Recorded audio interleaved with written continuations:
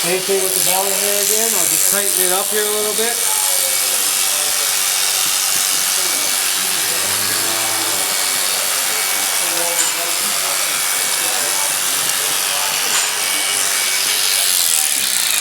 What questions? There's gotta be questions. What do you guys want to know yet so far? Like, yeah. You ever have a concern about when you clip them like today and next week it turns back to 10 degrees or zero? Well, that's a good question. What I get asked a lot that all the time. When do you clip them off? Is it not good to clip them off? For me, I clip off if my animals are old enough before it starts getting cold in the wintertime, as long as they can be inside. It's not necessarily how cold it is, it's when they can't get out of the wind that really affects them and everything like that. I keep all mine clipped off all year long, in the wintertime and everything. The reason why is I have more problems sometimes with the calves that are long-haired, you know, and then it gets warm one day, they sweat a lot, and it gets cold that night. That's what takes away from pneumonia. Another reason I like clipping them off all the time is I can see where they are weight-wise. I can see, you know, what they need, if they need more feed, if they don't need more feed. And they actually use, when they're cold, they'll use that extra stored fat or everything to burn, you know, to stay. And then I can feed them a little better, push them a little bit more. But I tell everybody, I like to keep them before the winter hits very hard, keep them clipped off, that way they have the transition, and you can keep them clipped off. Like, you know, this winter, even for us at home, well, we were cold like everywhere else, you know. But I've kept my animals clipped off all the time. You know, I'm not saying you have to skin them all down and everything, but even their heads and their necks, maybe the top line carved out a little bit. I do. I prefer it, and I've done it for enough years. You know, some people don't think they do it, you know. But it only takes one time for them to get hot and sweaty and then cold and then get pneumonia and all that kind of stuff. So for me, I say keep them clipped off all the time. Either do one or the other. Before the winter hits, get your animals buzzed off a little bit, all those kind of things. That's one trick or attribute you can do, you know, depending on, you know, what your setup is too. You know, if they're outside all the time, you don't want to clip them as much. And now, who sets the trend as far as, you said skin them right down. You know, when I go to a big show, sometimes I see them skinned right down, and then some of your local shows, you know, well, like the hair belly. About 5 years ago, our show started leaving the hair belly on. Who sets that trend? Well, I think more than a trend, what it is our main goal is, you know, trying to enhance the animal, you know, fix faults, whatever. You know, we started leaving a little bit of the belly hair because, you know, it added the depth and all that kind of stuff, you know. People just didn't do it. I think what happens is while you go to some of the bigger shows and you see the animals that are prepared a little different, it's mostly because we're accessible to more equipment, right? Like, for me, I have all the kind of tight blades that, you know, some other people wouldn't have yet and that kind of stuff, you know. So that's where you see a lot of the difference. You know, the trend's set, you know, usually by the one, you know, a lot of us guys that do this all the time, or stuff like that.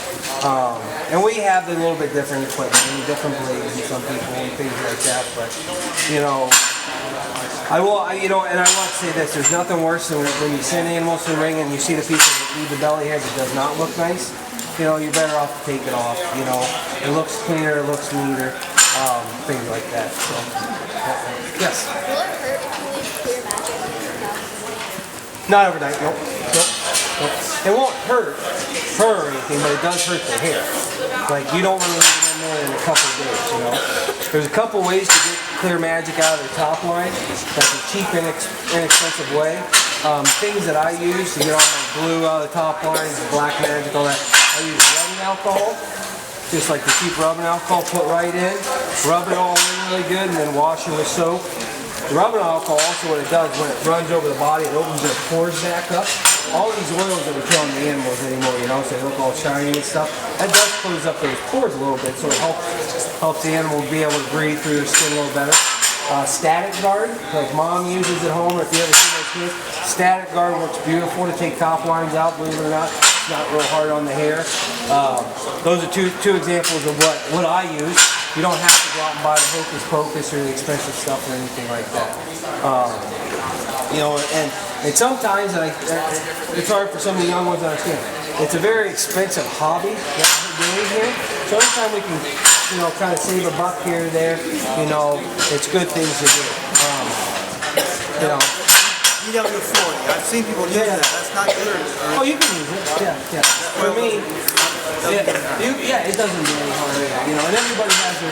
For me, just doing it enough times, usually rubbing alcohol, a buck, you get a jug of it, and you just wash it all out, you know, and all that kind of stuff. I think that works good.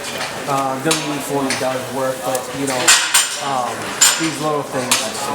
One of the tricks I like for a lot of people when they do, you know, you don't, when you're at home and you have your animal, if you're lucky enough to have her at your own place or somewhere you get to, tying them up and practicing with it. Tying them up meaning just even to blow their top line up. You don't take any hair off.